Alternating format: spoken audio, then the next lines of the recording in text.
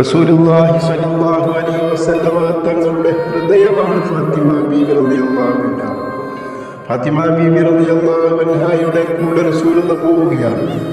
എന്നിട്ട് ആ ചെറിയ കൂരപ്പുരയിലേക്ക് കയറിയിട്ട് റസൂലുള്ളാഹി സ്വല്ലല്ലാഹു അലൈഹി വസല്ലമ ഫാത്തിമ ബീവിയുടെ കവിളിൽ പിടിച്ചിട്ട് നൽകുന്ന ഒരു ഉപദേശമുണ്ട്. പിന്നാരെ മകളെ, ഇവിടെ നിനക്ക് കഷ്ടപ്പാടൊക്കെ ഉണ്ടാകും.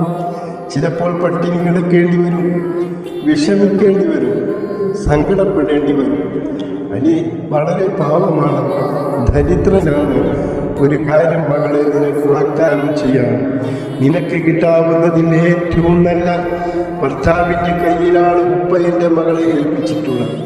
ഒരിക്കലും എൻ്റെ മകൾക്ക് സങ്കടപ്പെടേണ്ടി വരില്ല.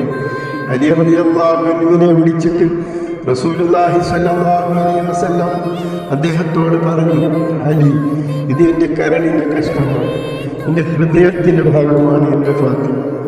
പൊന്നുപോലെ നോക്കണേ. ജീവിതം നൽകിയ ഫാത്തിമ, ആകെയും ലോകം വാഴ്ത്തിടും ഫാത്തിമ.